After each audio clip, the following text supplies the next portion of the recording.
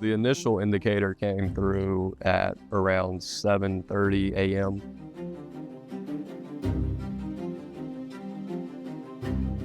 Threat actor gained access to the customer's site through stolen credentials. If you think about it, domain admin credentials is like one of the highest privileges you can have in an organization. So having those was pretty damaging to the hospital. On top of that, they did not have two-factor authentication on for VPN connections into the hospital. This particular attack, it involved data exfiltration primarily. So in a lot of cases, what these ransomware gangs do is what's called double extortion. So they steal your data and they encrypt your data. Now, obviously, the ones that involve encryption are by far the most disruptive. They're the ones that are shut hospitals down. They're the ones that shut oil pipelines down. They're the ones that shut big and small organizations down, because effectively you've got no data, you have no information. In some cases, what they also do is they will steal your data. So they'll basically say, hey, look, we've got all of this data. It's very sensitive data. Obviously, in the case of hospitals, that's a particular concern. And if you don't pay us, we will release your data on the dark web on this date at this time. Once they were in the environment, we can see from ThreatLocker's storage control and from the application allow listing that they tried to run AnyDesk to get AnyDesk installed on one of the machines, and that got denied. And then they ultimately started moving laterally in the environment. As I said, it was data exfiltration and extortion as opposed to encryption, which in a lot of ways is a lot better, because it meant the hospital didn't have to shut their doors. It meant they didn't have to turn away patients. It was something that could be dealt with, I suppose, quietly and behind the scenes. The interesting things about it was as part of the negotiations. So these gangs will negotiate with people. So it's not a case of they say you need to give us $500,000 or you don't get your data back, or delete it, or supposedly delete it. But very often you can negotiate with them. And there's companies out there whose main task is to negotiate with ransomware gangs. A lot of the insurance companies now, in some cases, will negotiate on your behalf. But as part of the negotiation, one of the services that ransomware gangs offer is to basically tell you how not to get hit again. So they'll tell you fundamentally how they got in, what they were able to do, and how you can avoid it happening in future. Part of the conversation back and forth between the gang and the organization, they told them how they got in. They said, hey, we were in this other organization first of all. We basically ran into ThreatLocker and couldn't do what we wanted to do, so therefore pivot. Can't remember the exact term they used. It was something along the lines of, we saw you have ThreatLocker and we realized we couldn't use your Windows machines for our purposes, so we moved on.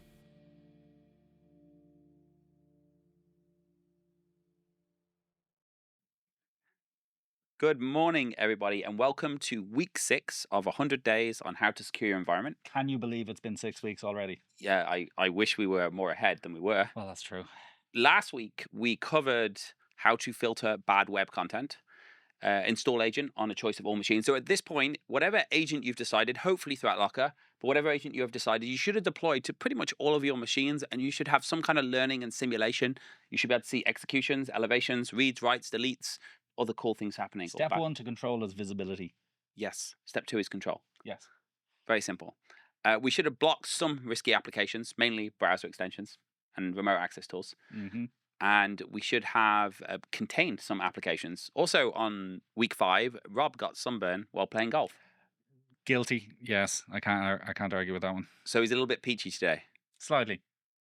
Okay. And he came into the office with shorts, which was a big no-no. No comment. Next, yes, I did. Next week, his team might think that's okay. Okay, so this week, we've got some more exciting stuff. Well, not necessarily exciting. It depends on your definition of exciting, yeah. If you're a nerd, it might be exciting. Absolutely. We're going to talk about patching. Yay! 2017. Did I just announce myself as a nerd? Or was that a sarcastic yay? I think it was a slightly sarcastic yay. It sounds exciting. So if we go back to pretty much every major attack that affected half the planet, it normally could have been stopped by installing the latest patch. Vulnerabilities are a common attack vector, I think it would be fair to say. I remember I was on with a prospect and they told me that the word they used was they don't patch their servers because if it ain't broke, don't fix it. It's broke. Yeah, it's broke. It's definitely Yes. broke. That's Yes. why you should fix it. They didn't release a patch because they felt like it one day. They released a patch because you could literally bypass the built-in security in the system. If you go back to 2017 with WannaCry. Mm-hmm. Now, it was pretty quick after that vulnerability was discovered, about 6 weeks, I think, before WannaCry came out. Well, discovered by who is the question? Discovered by, announced. Thank you. That's Announced by, much better way of describing it. As easily exploitable. But that is, I suppose, to some extent, that's one of the weaknesses with patching. I'm not saying you shouldn't patch. You absolutely should patch, but there is a period of time before the vendor knows that a patch is required, and it's just a question of whether or not it's being exploited during that period. Yeah, so patching should be done. Yes. But it's not going to Don't guarantee. It's not going to guarantee that you won't get exploited. This is why we have multiple layers of security. Absolutely. So one could argue that you should patch, but you should also assume that your software and hardware is full of holes and act accordingly. Talking about NSA and EternalBlue. You don't say anything bad about the NSA. Remember, you don't have your US citizenship yet. Didn't dream of it. Yeah. So, but if anyone ever watched the Edward Snowden movie based on it, don't watch it. I turned it off. But they showed that the EternalBlue vulnerability was essentially an exploit in RPC or SMB, like all Microsoft exploits. And the way they showed it was the NSA could literally just point to any IP address and exploit the SMB vulnerability. Not true, because RPC isn't available on the internet. Firewalls and so of course stuff. But where we saw it get really, really effective is with WannaCry. You'd see the virus come into the organization through a laptop or through an email, and then it would be able to spread to the servers and give the attackers access to the servers through the vulnerability. And because servers are generally patched a little bit slower, the servers were the most vulnerable in the case lateral of movement, baby. Yes. So it's really important to patch anyway. But not just your operating system. Microsoft Office, there was a lovely vulnerability in 2022. And you could literally just open up a Word document. And when you open that Word document... Deliberately crash Word, basically. Not macro-enabled Word document, just docx file. It would crash Word, which would then call the Microsoft Diagnostics tool, which would then call PowerShell, or whatever you felt like it was calling. Again, vulnerability. It took Microsoft days to get a patch out. After that was a 0-day available in the wild. So we want to make sure all of the end applications are patched as well, or updated sometimes as well, because there are cases where there's backdoors found in them or accidentally shipped with malware. But also, as I'm sure we're going to get onto hardware, things like firewalls, routers. Oh, don't forget the firewalls and routers. Yeah, definitely don't forget the firewalls and routers. Log4j exists on most out-of-date firewalls, so definitely patch your firewalls and routers, especially if you've got a login page. I think the FBI actually announced recently that there was 13 specific routers. I think there were Linksys routers, which are an old Cisco brand, that are all basically garbage. If you have a Linksys router, you probably deserve what's happening. Well, that is fair. That is fair. But yeah, no, firewalls are a huge thing. I mean, there's hardly a week that goes by without another major CVE being announced with some firewall or other. And again, you've got things like VPNs running on these. It's a whole other. Yeah, and then they've got full access to your network. Or if they're not running, they could be running when they gain access to the interface and create them running. So we're going to talk about patching as well. Now, the first thing, patch your operating system. This is actually really easy. Microsoft has this wonderful feature, and it's actually relatively descriptive. It's not like getting to know you. No, it's a very cool feature called Windows Updates, and you can turn it on. And for most organizations, it's if they're a small business, they can just turn it on, put it on automatic updates. But you can also patch through, or WSOS is discontinued, but there's Intune services, RMMs, lots of other tools for patching your operating system as well. But then let's talk about patching the applications, because that one tends to be a little bit more difficult than... not quite as straightforward as Windows Update on. So a couple of things to think about when you're patching your applications. We had a very reputable third-party patch management in ThreatLocker internally, and I was feeling very comfortable. Because every month it would go, you're fine. Give me a nice green report. No worries. I love those green checkboxes. All green checkboxes, yay. Unfortunately, quite often what you don't realize is the third-party patch management systems are looking at version numbers in the registry. So you should do some kind of spot checks. You can cross-reference in ThreatLocker as well, and I'll show you how to do that if you've got a third-party patch management to see, is it actually updating? Because it's just looking at the version number in the registry. What about software that doesn't have version numbers in the registry? or software that install under the user context, like Ah, Chrome on 47 installations on the same machine. I see. And then also, what about PuTTY in your downloads folder, which I never thought about putting it in my downloads folder it's not in there now. and the need to patch it. Yeah, well, PuTTY is obviously one of the most common tools used in ransomware attacks recently. It's data exfiltration. Yeah, Data exfiltration, it's a great SSH tool. is a cool tool. So you got to think about those portable apps as well. So again, if you get a good system, you should be able to see all of the hashes. You should be able to cross-reference them against known CVEs and known vulnerabilities. So definitely you should have something like that. I'm going to show you how you can do it in ThreatLocker now. Even if you haven't bought our patch management, at least you can see what's going on inside the ThreatLocker portal. So I'll switch to my screen here. And you can see a couple of things that are worth noting. Where's all my missing patches gone? It keeps updating. Oh, here's one. I don't even know what this program is. Airtame? You mean we keep updating it? Airtame, yes. So essentially, when you go into the ThreatLocker portal, you'll notice any applications here that say they have missing updates. Means we've detected computers running an out-of-date version on that. If you Explain the detected. I think that's really important. Yeah, I don't like that word. Detect. Well, you so used it. essentially what we're doing is we have a team here of, well, I don't even know how many big, a lot of people. A lot of people, over 100 of people that just look at versions of software and updates. And every time we update one of our built-in applications, we actually go and look at the old versions and we do something called deprecate the hash. So we basically take that hash, put it into a database and say, this was Adobe Acrobat version 419, and we're now on 420, and this was out of date as of this date. And we will add it into that database. So if we see that hash run on your computer, whether it's installed, whether it's running, if we baseline your machine, we'll see it as well. Whether you see it through a profile folder or a downloads folder, if it's an out-of-date version of PuTTY, we're going to report that as this is a missing update. Now, you do not have to use ThreatLocker patch management to see this. You can see right here in the dashboard on the Health Center, you have these missing updates. And this will give you, without patch management, a little bit of an overview of what you have from a missing point of view. It's not going to let you drill down too much. But you can also go into application control and you'll see the missing updates on here as well. So first thing is knowledge. So if you're using ThreatLocker, even if you don't use our patch management and you think your patch management's doing a good job, just come in here and have a look. If you see missing updates in the Health Center, verify. Maybe call somebody and say, why is this saying it's green when it's not? The other thing we can do, of course, is patch the machines in your organization. Now, depending on who's watching, you may be a small business with 100 employees or 50 employees, and you may be a large enterprise looking after 20,000 endpoints in an airport or something like that.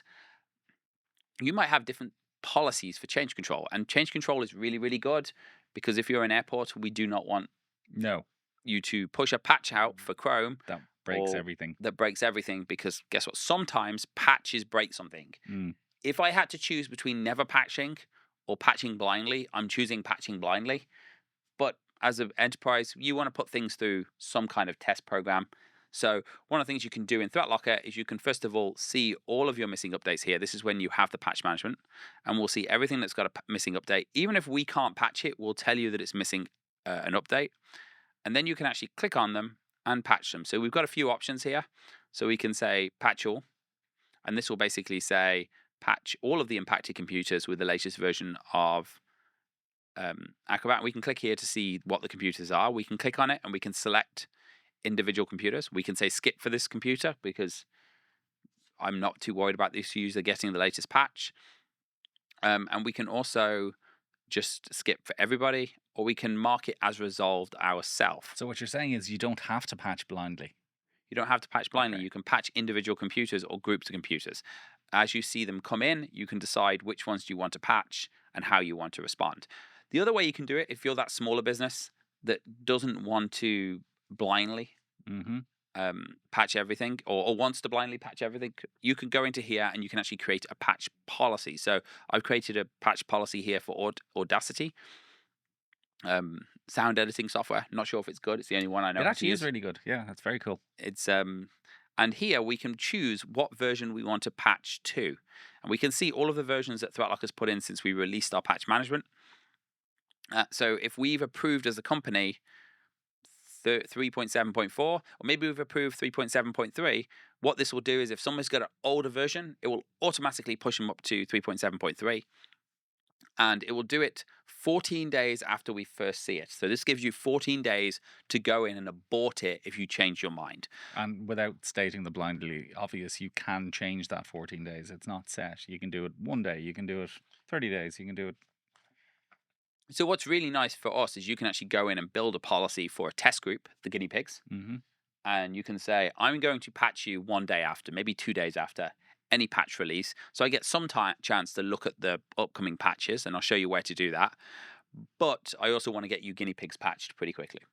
And then if the guinea pigs don't die.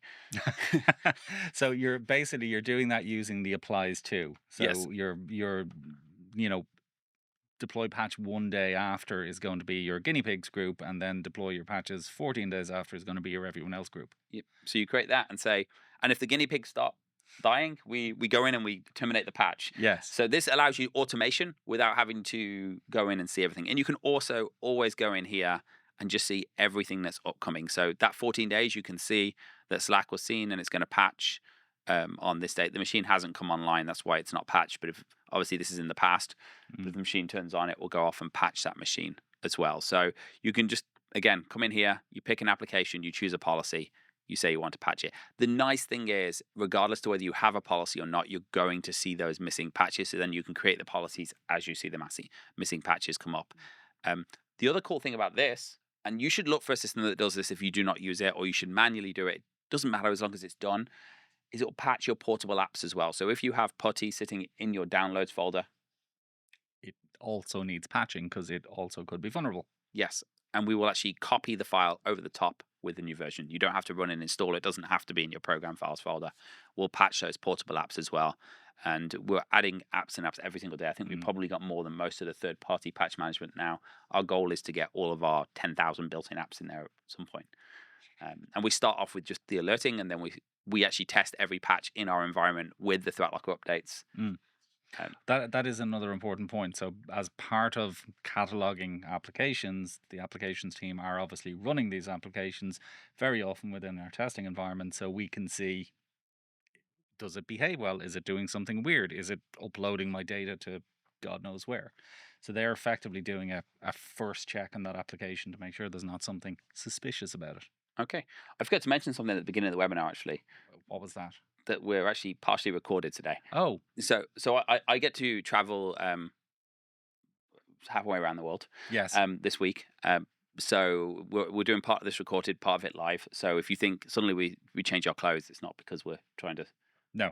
We're just going to wear the same t-shirt all the time. Or if Rob suddenly doesn't have sunburn. Yeah. That's possible. Yes, that is possible. So then that's why that happened. Okay, so patching should be pretty easy. If just have a third-party patch management system, make sure you're reviewing. If you're using ThreatLocker again, you can come in here and you can see at least a snapshot that your third-party patch management is doing a good job.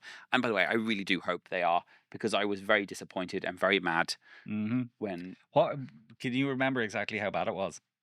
There was like I don't know, hundreds. And go on, tell me the numbers. So out of 600 machines, there was 417 running out-of-date software, 20 different applications.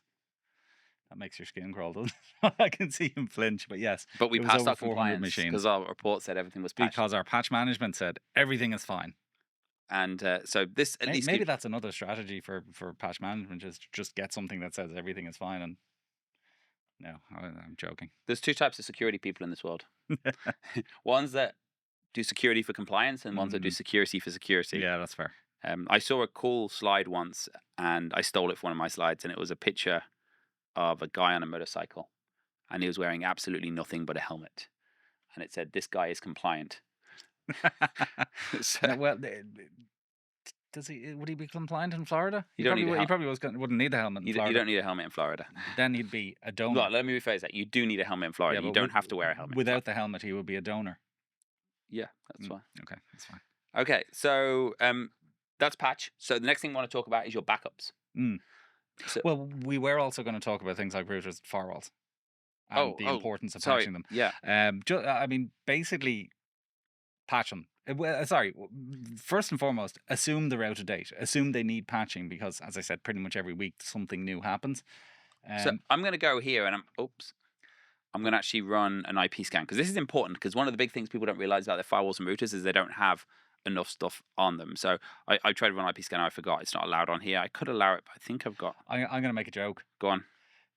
How do you know a body of water? How do you know if in Florida a body of water has got an alligator in it? Really, Rob? You've been here. Wait, Go on. you put your water in. Sorry, you put your hand in, and it comes out wet. It's got an alligator in it. Now, how do you know if a firewall needs patching? It's a firewall. It needs patching. Okay, Okay, thank you. that's good. If your hand comes out missing. Yeah, well, there's also an alligator in there. Okay. Sorry, that was one of my daughter's jokes. Yes. Daughter joke, not dad joke. However, I've just messed up. So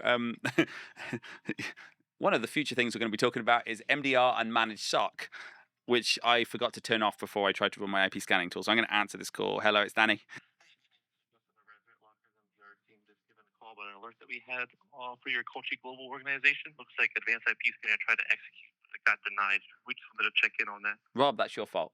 Why is it my fault? Because you forgot to disable detect. Okay, Oh, never mind. We're just doing a joke. scan of the network for a test, but you can clear the alert. Thank you for your call.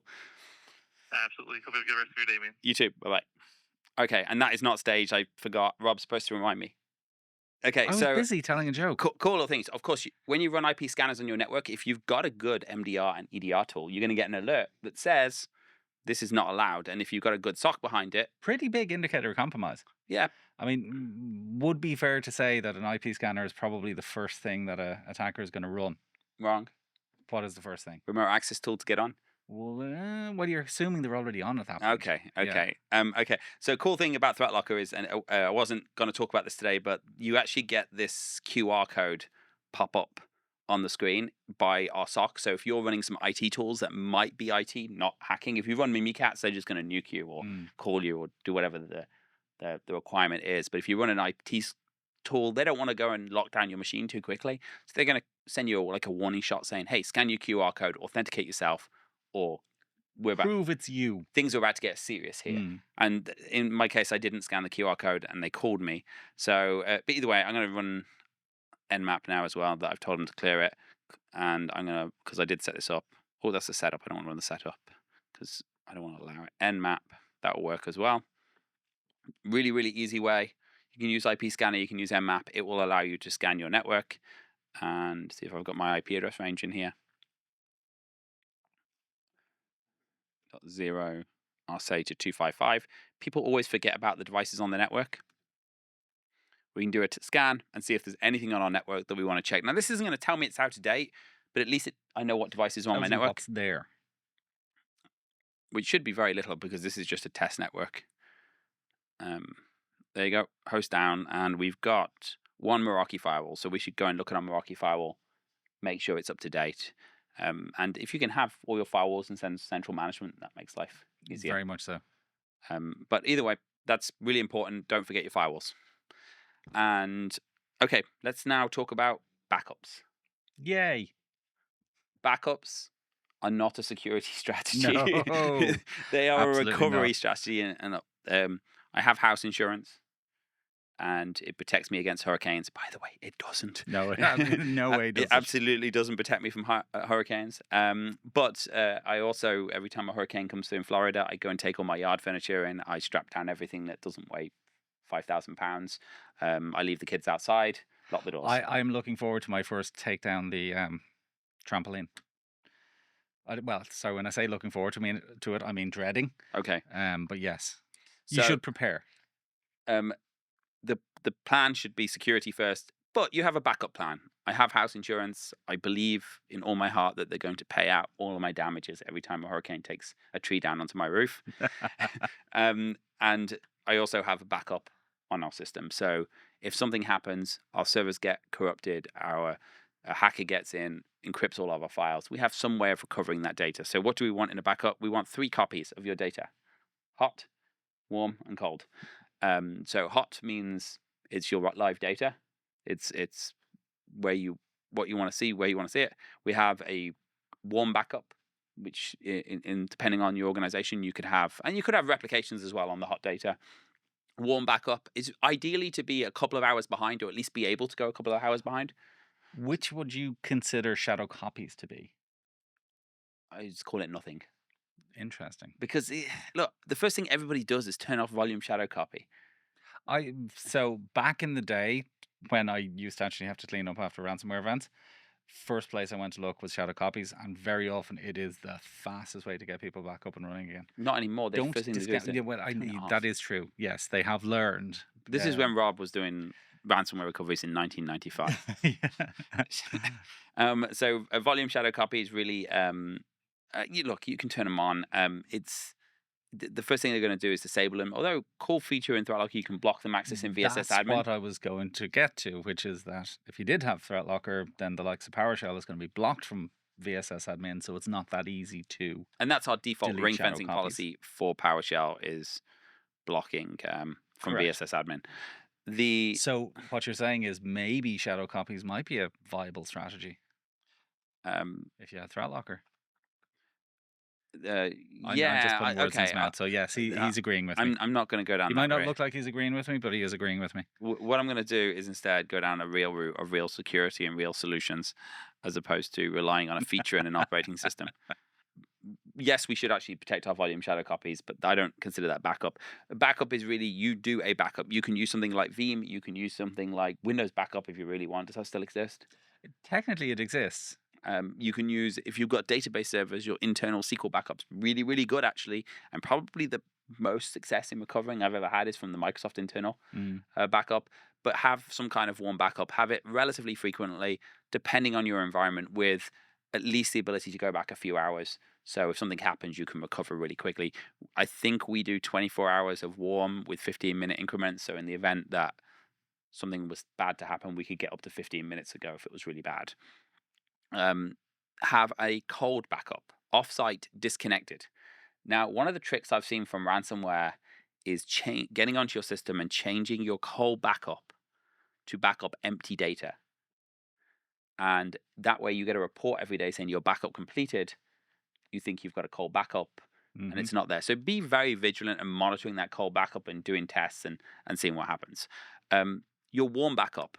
The reality is if you have to recover from a cold backup, you're going to have a really bad day because your cold backup should be offsite, preferably disconnected from your network. And It's going to take a while.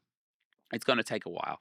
So your warm backup is your first idea of recovery. So we want to do as much as we can to protect this. Because again, aside from scanning what's out there, probably step 2 or 3 in a typical attack is, right, where are the backups? Can we neutralize the backups? Another random stat that someone told me just before this webinar, Verizon, what did they report percentage-wise of attack the backups during a ransomware attack? Was it 90%? It was 90%. All stats between 70 and 90%.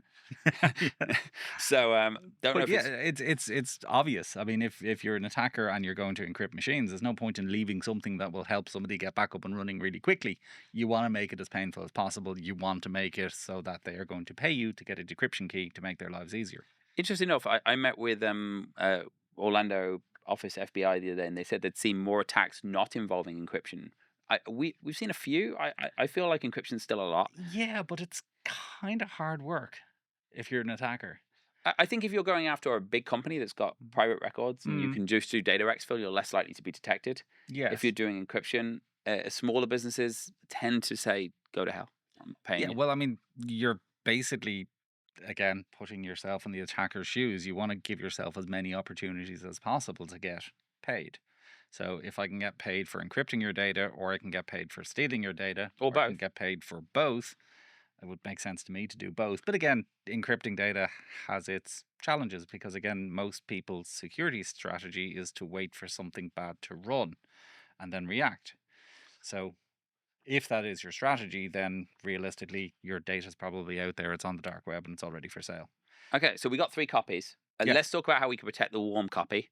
Again, have some kind of strategy for testing your backups and ensuring the data is valid. Having someone review that backup report every day, notice any substantial differences is really, really important. How many files were backed up? What's the size of those files? Anything like that changes, there should be a process and a procedure to look for it.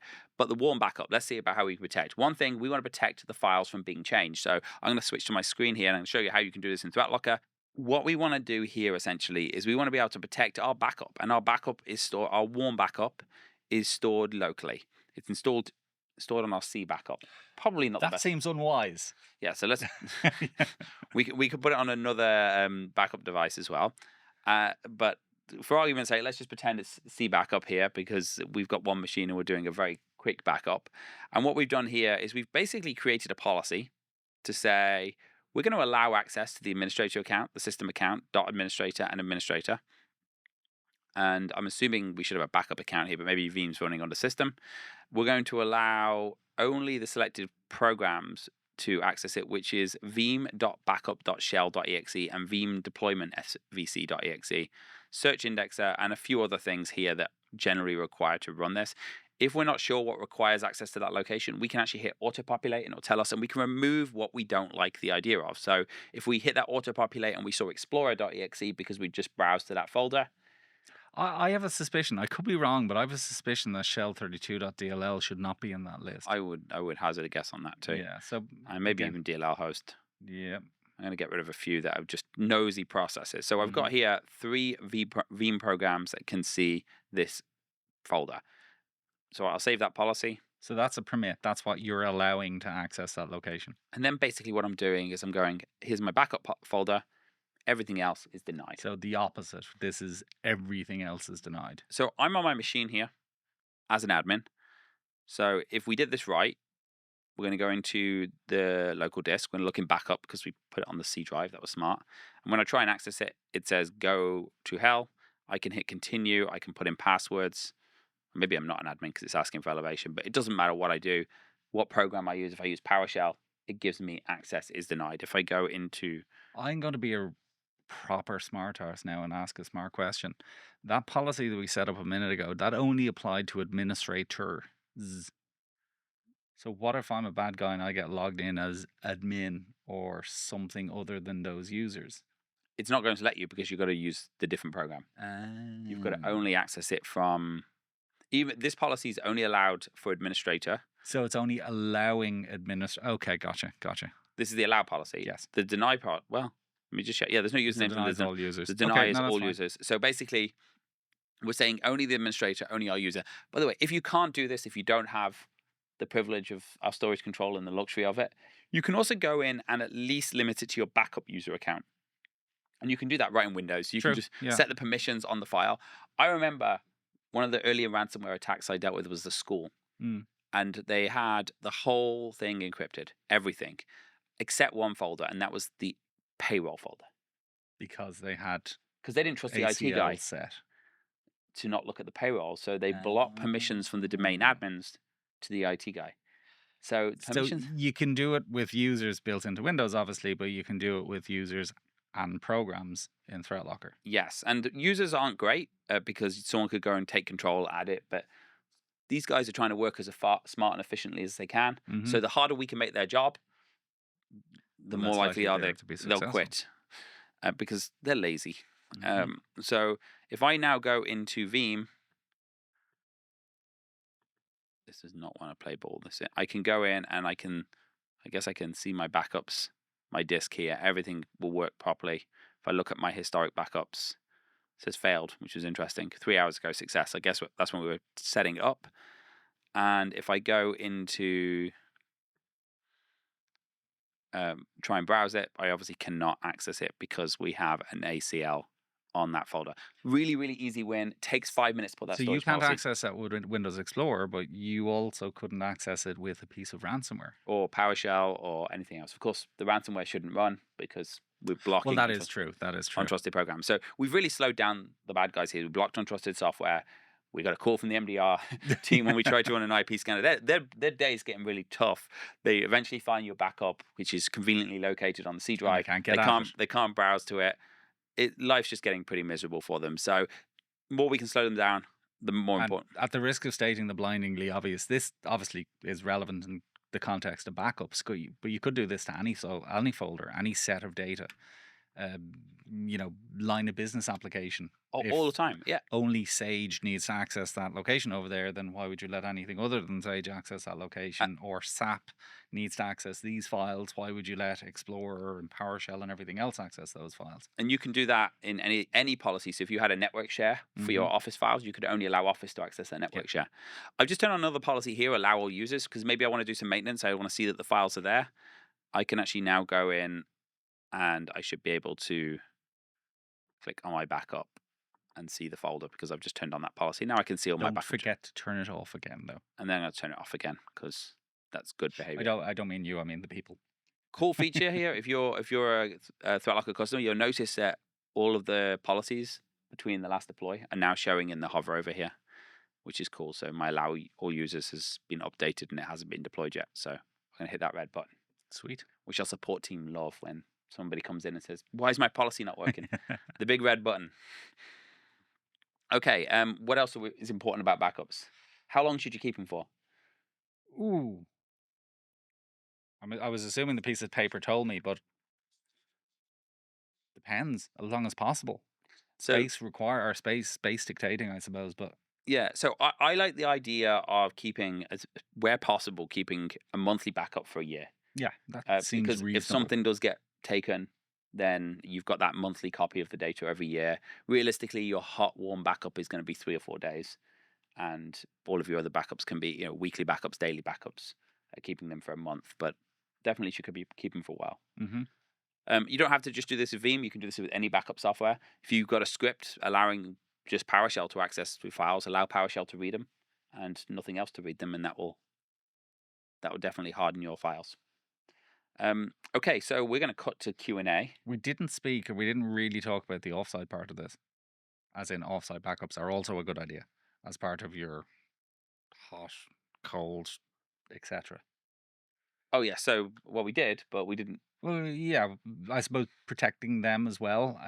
One thing that has oft occurred to me is that, well, first of all, it's a good idea to have the offsite backups, and offsite can be, ideally it's not, but it could be somebody bringing a backup home with them, or it could be an online backup service. One thing that has oft occurred to me is that it's a very efficient and easy way to exfiltrate data from anywhere. Is if I'm backing up to ThreatLocker.veeam.com, I'm just going to tweak your backup software to back it up to badguy.veeam.com instead. Is anyone going to notice? No, but also we've seen this a lot used where attackers use backup software to exfil data. Correct. Not necessarily the one you're using. So just blocking untrusted backup software is important. Is also true. But also making sure you ring fence your backup software so it can only see your software. So and I'll show you quickly how to do that. So when I go into Veeam here, if you have your own Veeam server, I never remember how to spell Veeam. VEE. So I've got my Veeam backup and replication. I can go into here, click my policy, and I can just go in and say, you know what, I'm allowing Veeam to run. It can't go out to the internet except to my backup server. .veeam.com. .threatlocker.com. And then it'll just be able to go to there. So if it tries to back up somewhere else, it's going to say, no, can't do that. Make sure this is really well documented in your backup procedures, because what you don't want is trying to back up from a different server name or restore from a different server name in the middle of a disaster and an IT guy getting really frustrated that the restore is not working. So put this ring fencing in your backup and recovery procedure. Okay, time for questions. Time for questions. Okay. I'm going to come back less red. You're going to come back less red. Cool. Thank you very much. And we'll start answering questions. Thanks, everyone. Am I less red? That is the question. And you are a little bit less red, Rob. Slightly. I need to lower this camera because my t-shirt says failure, and so does yours, but I don't care. That's instantly. You wouldn't believe the amount of questions about my redness. Have you not been out in the sun this week? Not yet, no. Okay, so look, we got some bit of a magic trick going on there. Unfortunately, I had to travel to our Irish office. You had to travel. I had to travel, and so I do have a nice list though of things that we need to add and confirm, because there was a lot of stuff going on there at the end, and we've got a lot of Q&A to answer, Rob. Yes, we do. The best thing about going to Ireland, everyone, is the chocolate. However, I'm not joking. I came to the Irish office today and they only have American chocolate in it. What? I do not know what is going on here. Very offended. Actually, I'm speaking of very offended. I'm very offended at all the people that question my pronunciation of router. It's Router. not router, people. It's not router. There's no W in there. It's router. Okay. Yes. So that's the first question answered. Router. No, there's Apparently, like 17 of them. yeah. There's Okay. like 17 of them. Apparently, router means something very different in Australia, which we won't discuss. That is true. Yes. Now you do have a point there. Yes. So okay. So let's just recap to begin with, because there was a lot of stuff to take away today. So first things first, look at your backups. At this point, everyone probably should have a backup, but things you probably should be looking at is, do you have a ring fencing policy to stop your backup going out to the internet to anywhere but your backup server if it's cloud based? Do you have your backups protected? So definitely want to look at those storage policies. You can put them in monitor only mode. You don't have to create a storage policy secured. You can just create it, say permit, and then we can check it again a week later. So that's a really good thing to be looking at. Somebody asked a question on, does ThreatLocker back unmonitored? So as soon as you create a policy, it now monitors that storage. So if you have a storage policy to go to d:/my backup 123, it's going to immediately monitor that policy. Or if you put even star.back file, it's going to monitor that as well. So definitely do that. Somebody asked us, please turn on dual factor authentication, or mention turning on dual factor authentication on their thing. Who was that? They mentioned 2FA on Veeam. Yes. It's useless if someone can get into your Veeam server and delete it. But Veeam, whether you're using Veeam or any other backup, make sure you've got dual factor authentication turned on. Okay, someone noticed the time was wrong on our computer. So there you go. What else have we got? Okay, so definitely from a backup point of view, focus on restricting your backup, making sure you've got a good backup cycle. Realistically, you want to keep the data as long as possible. You're going to fight between two things. One is having annual backups, and the other one is retaining data too long on customer privacy. So you're going to have to check your customer privacy policies on how long you keep your backups for, especially if that data that's being backed up is being removed from your systems for compliance reasons. But definitely check it. Make sure you've got at least once a month, once a day, and once a year is not a bad idea as well. Yeah, so Peter made that point. He said, for businesses that need historical data like accountants, yearly backups are so important. So that is a fair point. So somebody asked, do we provide 0-day patches via your patching? I'm not sure there's such thing as a 0-day patch. I guess it's a 0-day patch if it's a vulnerability, a patch to a vulnerability that's 0-day. But we do, so we patch whatever's available by the vendor, and then for everything that can't be patched, that's why things like ring fencing, app control, network control are really, really important there. Okay, so we've got, and someone says, do you say trunk? Rob, you are a redneck, so you definitely say trunk. Trunk? What's instead of boot? What's, oh no, boot. Okay. It's the only. So you put it on the boot of your pickup truck, yeah?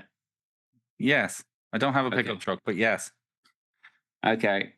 Okay.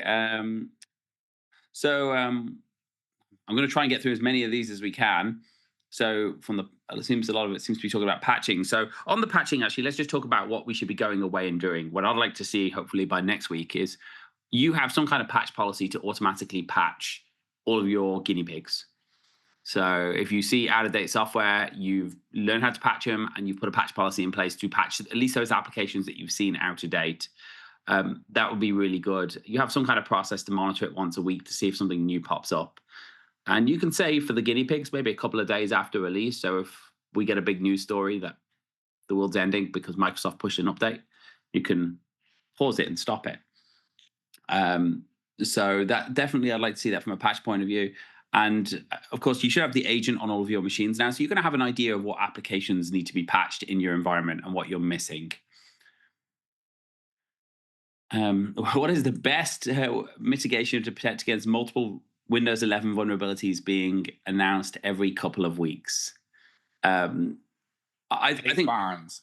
Look, Microsoft, they typically patch most of the security on Patch Tuesday. They do make exceptions, but 99% of the security patches come out on Patch Tuesday, and there are lots of vulnerabilities. There's two strategies to this, really. One is patch it as fast as you can without putting risk in your environment. So there should be some kind of patch cycle once a month where you're going to patch your environment. The second thing is you need to accept that software has bugs. So focus on hardening your environment other ways. If you stop untrusted software, if you stop PowerShell being called from Office, if these are things that are going to mean those vulnerabilities are often unexploitable. Now, not to say you shouldn't patch them, but if you can harden your environment, the patches become less critical in many cases. So it makes me want to go to the Caribbean by saying that even they're seeing public exploits. Yeah. And Daniel has asked, can patching be set to auto-approve most applications, but to have a list of some that would need manual approval, i.e. we have a client that uses an older version of an application due to the license they purchase, and it is updated, it goes from 22 to 24, which would then need to be uninstalled and reinstalled. I mean, the short answer is that's what patch policies are for. You don't set a patch policy for that thing, and it won't be updated. Yeah, so you can either have a patch policy. So if you're a large enterprise, you're probably going to want to test each piece of patch software in your environment. So what you'll probably do is say, hey, Chrome, what are we on now? Like 150 or something? Chrome 150 is approved in our environment. So then you create a patch policy for Chrome 150. Next week, when Chrome 151 comes out, it's going to say to you, oh, your software is out of date. And if you don't have the auto increment checked, it means it won't automatically install 151. It gives you the chance to test it. You test it, and then you can increase it once you've done that. And you can test it with just a smaller group as well. I think you've just proved you're speaking to us in the future, Danny, because it's 137 currently. There you go. It will be 150 before it's 120. Now, there is a lot of questions about patch management and built-in. So, Nathan, I'm assuming the patch management module would only work effectively with built-in applications, or can it patch custom applications? So custom applications, really, the patch is going to be custom for that. So if you technically we don't do that, but you can patch it with Remediator in ThreatLocker, which basically allows you to run PowerShell scripts on the machine if you have the Remediator agent installed. But yes, we focus on the built-in applications. It's a lot of built-in applications and a lot of third-party apps that you probably do not have in your current third-party patch management, and we're going to monitor that as well. And that leads me on to the questions about Windows patching. We do have Windows patching coming very, very soon.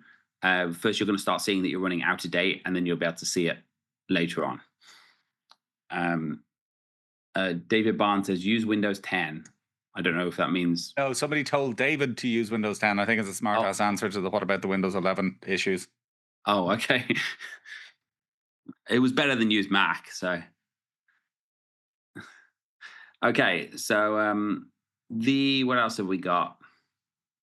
So ThreatLocker will tell you why they failed, and I mean, technically, our team will help you, because if the patch fails to run on your machine, if you go into support, they're going to go in and say, okay, let's try and run it through the script, see what the error comes out. They'll show you the script that's happening. So we will help you. The program itself, the problem is with a lot of patches is you install an executable, you run it, and it doesn't give you a response, or if the response is inconsistent. So the way a lot of patch management will say, hey, I installed it, therefore this is now patched. And it's not, because it failed. So what ThreatLocker will do is if it sees that hash bad again, it will say this failed and immediately create it as a pending patch again. And then we can, of course, our support team's more than happy to figure out why it failed. The nice thing about us is we do constantly help people with why a patch failed. And if there's a reason because the software is no longer available, we can then update our scripts for that. Go on, Rob, what have you got next? Really important point here from Hadass. The correct pronunciation of router in English is the object of dispute between router and router. Between British and American English, there is no general difference in the pronunciation of router, and both are considered acceptable pronunciations. Now, let that be a lesson to you, all you judgmental router people. Zach has asked, does the patch management work in the Mac environment as well? That is a good question, Rob, and we have that answered on the webinar. Yes. Is it there now, or is it not? Is it going to be there like next week or something? Version 4.4 supports patch management. Okay, 4.4. There you go. You heard it from Rob. Yeah. Dean Martin. Dean Martin has asked, how large is the current third-party patching catalog of ThreatLocker as of today? Oh, I don't know is the answer to that because they're adding like 20 a week. So, Yeah. 400? Is that right? I'm not even going to guess, but it is definitely hundreds. Yes, they're adding 20 every week. It's getting bigger and bigger and bigger. And if you have something that you want added quicker, please. The goal is to have all 8,000. Hmm. And they Craig add it has, in two sections. So they add alerting first, so you know it's out of date, and then they add the patching. Craig has asked, remediator agent, question mark, question mark. That seems to be the Remediator is the least used product in the ThreatLocker. It's included in the pack. Well, technically, I guess it's included with EDR because it's part of the Detect platform, but it allows you to essentially get console access to the machine. You have to install a separate agent. So you can get it from the install computer page, install it, and you should be able to essentially PowerShell to the screen and put patches and things like that. Gio, we received a call from our third-party SOC the other day because PowerShell was called by the ThreatLocker remediator. Haha. Okay, so somebody said they can't use Veeam because it communicates at the host level. Worked with Veeam, but found out we can't use Specifically storage Veeam and controls. VMware. I'm assuming it's Veeam. The Veeam server is on the VMware as opposed to, but where's it backing up to? I don't. I did notice that comment, and I'm pretty sure it should be fixable. So, well, it depends what the host is. Obviously, if it's VMware's proprietary operating system, we can't install anything on it. correct. But if you can it's also running do on Square. Windows host, it absolutely will work. I think I answered the one about storage control policies.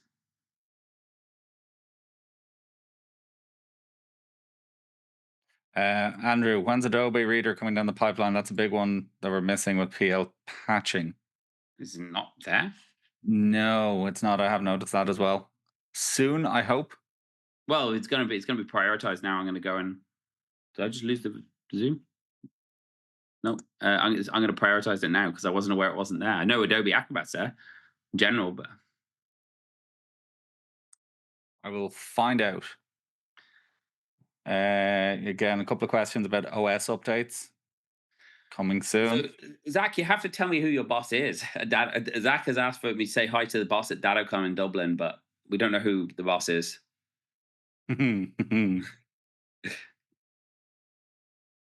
Oh, to clarify, Veeam Server is running Windows and ThreatLocker.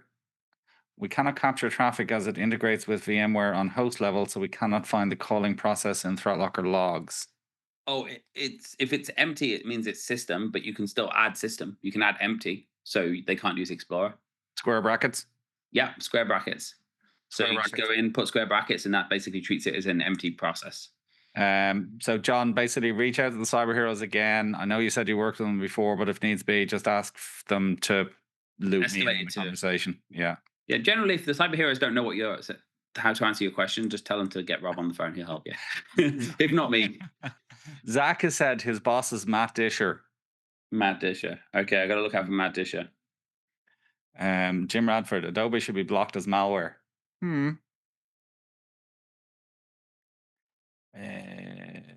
How does superseded patch be handled? In SolarWinds Patch Manager requires that patches be expired and unauthorized. Superseded patches get handled. What's the question? Basically, if a patch comes out and another patch supersedes that patch. I mean, fundamentally, that's what the patching policy, the auto increment, will do. Yes, the auto increment will just go and replace it. Otherwise, it will stick to that version.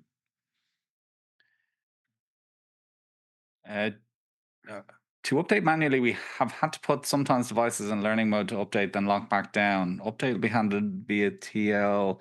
I mean, that shouldn't be the case. If it's a built-in application, that should never be the case. You shouldn't have to unprotect your machine. Patches with a built-in application, so yeah, so that shouldn't be the case. It's probably a custom application.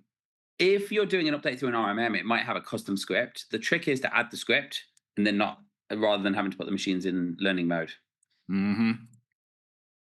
Okay, so somebody's asked if you have to roll back because the new one that's a good question, and I don't know the answer. If you go can you patch downwards as well as upwards? I've never tried that. I don't think so. Because normally what happens if there's a new patch with a vulnerability, they issue a hotfix for that patch.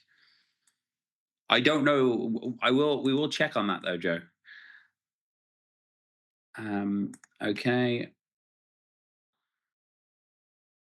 Answer from BA says, no, I'm pretty sure you can't install an older version. Maybe we should make it possible to install an older version. Oh, there you go. So Yeah, Peter. I suppose we should flag it to only allow downgrade in the event of a vulnerability. That's fair. Because I don't like the idea of it suddenly downgrading operating systems or things as well because someone picked the wrong patch policy. Can you do OS updates or build updates? We will be able to do our OS updates soon. I don't think to Windows 10 to 11 though. We're working on upgrading Macs to Windows. Oi. So against Macs. okay, we're running low on time, Rob. We've got to give away some tickets as well. Is there anything really we want to push at? Any major questions here?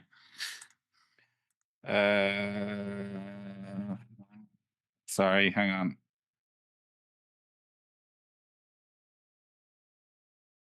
Can you configure an N+1 patch policy? You can't configure an N+1 patch policy, or N-1, sorry, N-1. And the reason being is because we have this as well with people in ThreatLocker that asked us, hey, can we just patch the previous version? Generally speaking, when you do a build, if something goes wrong, you do another build. So patching N-1 would probably cause you more pain. But what you can do is you can choose a version. So you could manually select -1 if you wanted, or you can say delay it by 14 days or install to this group of machines for after 3 days and then this group after 14 days if there's no problems. And you could manually choose an N-1 if you like. Yeah, quite a number of people have asked about rollbacks. Sometimes patches break software interactions and rollback is necessary for client functionality. We see this most often with graphic drivers, but Sage, Adobe, other PDF software is another example that is application-centric. So it sounds like rolling back of patches is also something that people would like. Okay, so let's just recap on homework. Patch, you should be able to see what's not patching. Hopefully you don't see too much, but if it's not, start creating patch policies on those guinea pigs. Really, really important. At least know what's there and play around with some patches. So we don't want to put it live everywhere this week, but at least on the guinea pigs, if we can do some patching, configure the backup, both for ring fencing and for storage policies. Do you have an option to block a patch? You can block patches. Just do it in ThreatLocker if you really want to block a patch, or you could set that to not auto increment to that version, or to go to a different version. So when you're using the patch management. Okay, can we get a Windows? Yeah, someone's asked for an upgrade to Linux. So, yeah, Adam's also asked any ETA and Linux agent. Linux agent is live, Adam. There's like 40 versions of it. Yeah, all 40 distros and versions of distros. Okay, Rob, we got to give away some passes. So remember, guys, how do you win the pass? First person to answer the right question. Free pass for Zero Trust World for those who don't know. 3 days, Orlando, Florida. Can't wait to get back there where it's nice and sunny. And there's a discount code for those who don't win a pass for $200 discount. It says ZTW Web 100 to receive a $200 discount. That's interesting. So it's 3 days, hands-on learning, real learning on how to secure your environment, hacking labs, and just a great MSP and IT event in Orlando, Florida in March next year.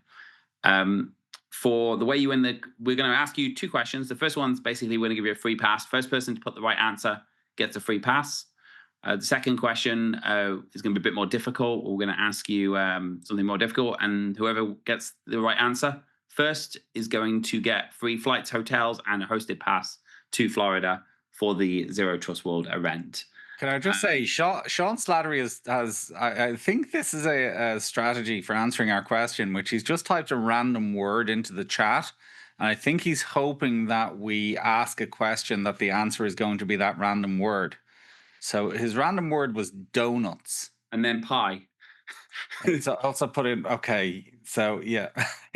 In fact, everybody is now adopting this strategy. So router, DNS, pi, 42, sunscreen, donuts. Go with the first question, Rob. What? First question. You pick the easy question. I'll pick the hard one. I get the easy. No, I was going to ask the hard one. So we mentioned with storage control. Well, nobody's going to know this. Storage control policy, and if there's not a process that you can use. So the example being the Veeam and VMware one. There is a way around that. And it's a particular. Oh, we've already got answers. No, oh, Andrew, unlucky. Andrew went for squiggly brackets. Charles Loveland went for square brackets. So yes, well done, Charles. The free pass. So before that, I mentioned firewalls, a vulnerability that's been on a lot of firewalls. What was the vulnerability? Really easy one. Yeah, we have lots of square brackets still. Oh, who Log4j? Who said that first? Oh wow, Josh Marcus, I believe. Log4j number 1. Okay, so congratulations. You'll get emailed a hosted pass. We will see you next week for what, Rob? Do you remember? We got weeks. Okay, what's the next webinar? Is someone going to tell us? Another webinar, Danny. I think it's the answer. Yes. So, and so I was hoping someone was going to tell me. Let me see if they sent it to me on Teams, because I forgot. We've got a few coming up. I know we've got Max coming up, and then we've got more. Everybody's looking forward to that, Danny. Everyone but me. Yeah. So you're going to be joined by Rob, Slava, and me in the middle, 2 Mac engineers surrounded by me. And we've also got more on Office 365, I believe. Well, now you say that, so technically, yes, Slav is a Mac engineer, but I have had to withdraw his fanboy papers as a result of our conversation. So he cannot anymore refer to himself as an Apple fanboy. He is merely an engineer. He's an engineer, so he works on fax. So okay, so Apple Slava runs our Mac product. So anyone who's got problems with Macs, send it in the Q&A, and we look forward to seeing you. It's Microsoft 365, so it's Adam and Microsoft 365. So yep. Danny's going to be significantly outbearded. So we look forward to seeing you next week. Thank you very much, everyone. Thank you.